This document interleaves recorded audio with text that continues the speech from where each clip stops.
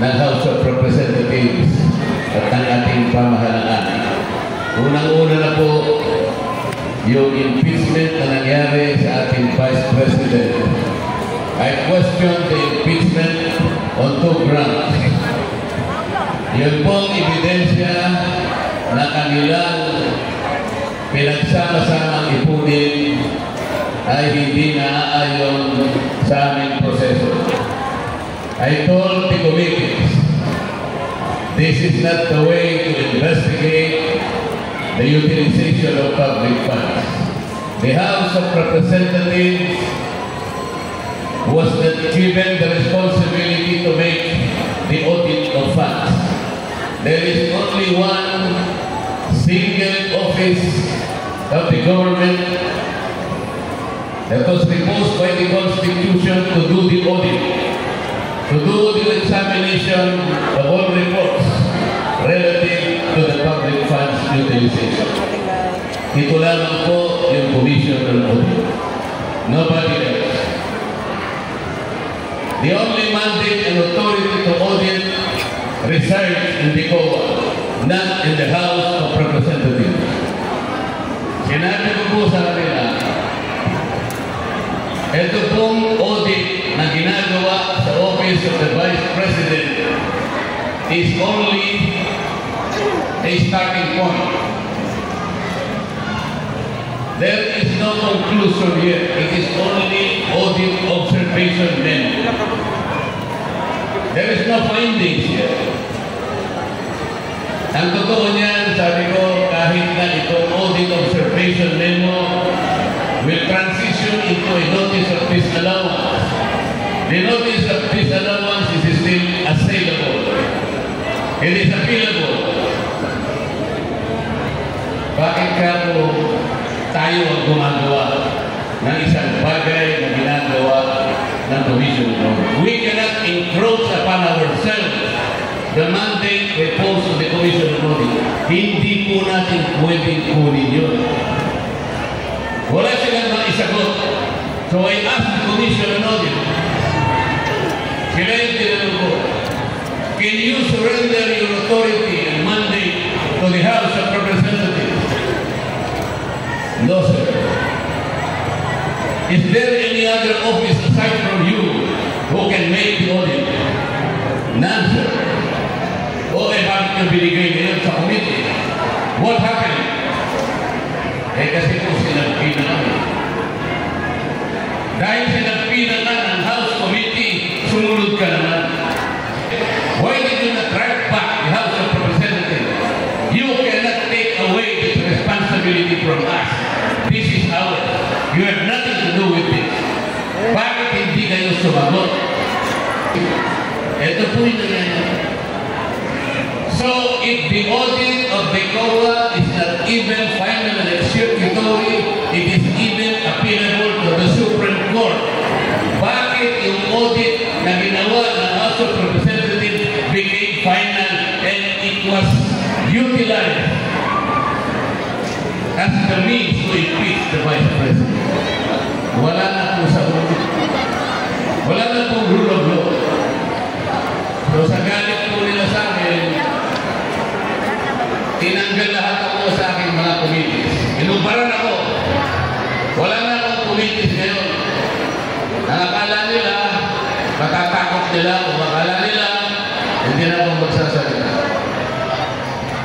Pati po yung position ko sa Commission on Appointments, tinanggal din sa akin. Pati po yung mga binibigay nila ng mga ayuda na pinamimigay ko rin sa ating constituents, tinanggal din nila. Pati po yung inisyo ng mga guarantee letters para pampagamot sa mga kababayan natin mahirap, tinanggal din nila. Sabi ko, bakit? Pinarusahan niya na ako, pati na yung allowance ko, tinanggal yun. So pinarusahan, okay lang sa akin yun. Pero sana, huwag na ninyong kunin itong guarantee letters kasi para sa mga taong mahihirap ito. Tama. Pampagamot nila ito, pambili nila ng gamot, pang-hospital, kinuha pa nila. Tama. Ganyan na po ang nangyayari. Straight na PDP laban. So I question under which the former president was arrested, detained, and then eventually flew back to the Netherlands. Bilang isang abogado ko, sinasabi ko sa inyo, mali po lahat ang nangyari. Yung warrant of arrest, hindi naman po pinakita sa dating Pangulong Duterte. Ipinakita po sa cellphone. Hindi po gano'n. Ang sabi po nila, nakipag-coordinate daw ang Interpol. But I did not see any representative of the Interpol. I was expecting that the representative of the Interpol should have surfaced at siguro inabot niya yung warrant of arrest doon kay General Torre. Wala. Hindi ko siya komitoryan na dito sa The representative, the local counterpart of the Interpol in this country is the Philippine Center. Kaya mga kabayan, nandito po siya sa Jimmy Bundok. It is headed by General.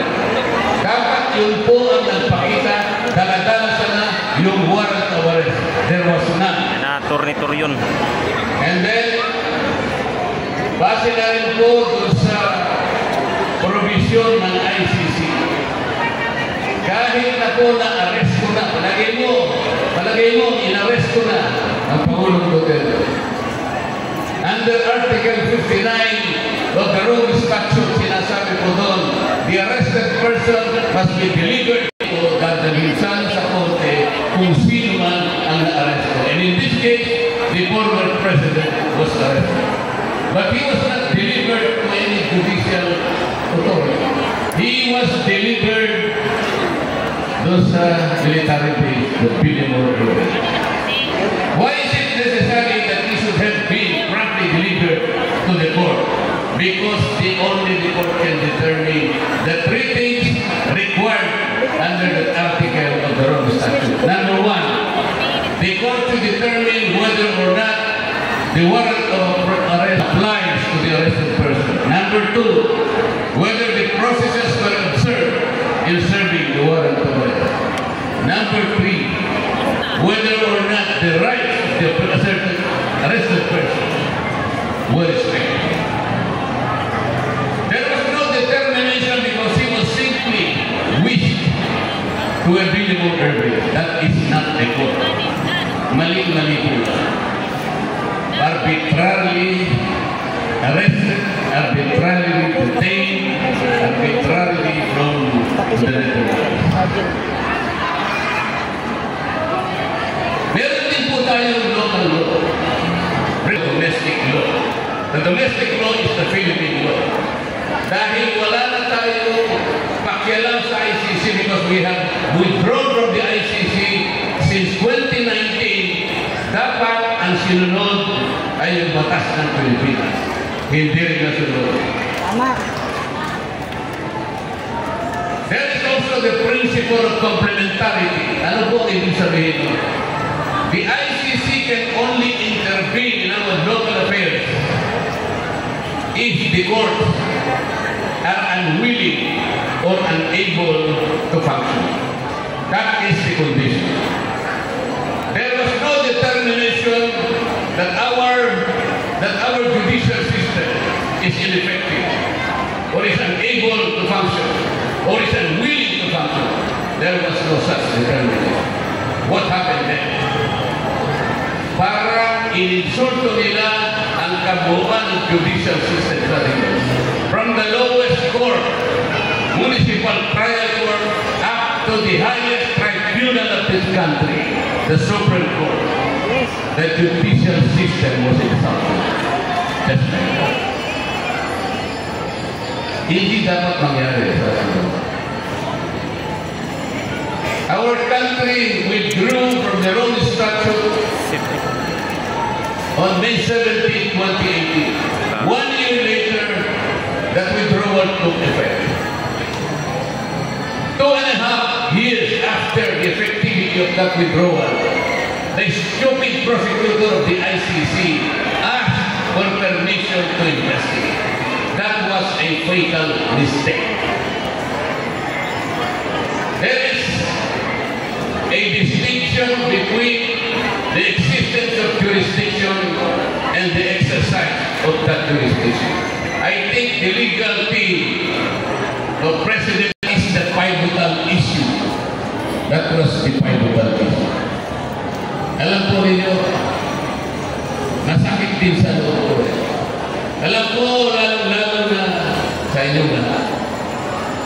Hindi lang kayo nalulungkot sa aking palagay. Nagsisikip ang dibdib nyo sa dagat. Hindi dapat nangyari ito sa isang Pilipino, lalo-lalo na kung ang Pilipino yun ay dating Pangulo ng ating bansa.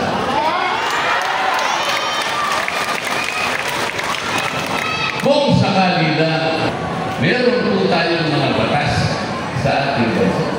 Yun po yung sinasabi namin. Bakit kailangan usigin siya? Bakit kailangan litisin siya? At hakulan pa sa ibang bansa ng isang hukuman na hindi na natin kinikilala sa ngayon. Ito po ang problema. Wala na pong jurisdiction. Meron naman pong nagyayabang na mga abogado ay hindi niyo magagamit yung Section 59 kasi nag-withdraw na tayo, hindi na tayo member. Kaya kung hindi pa naman gagawin yung abogado na yun, wala na pala tayo, hindi na pala tayo member. Oy, bakit yung hinuli si President Duterte? Napakasimple naman na sa bakit na pahinuli? Alam po, ay paglaban yung tama. Kailangan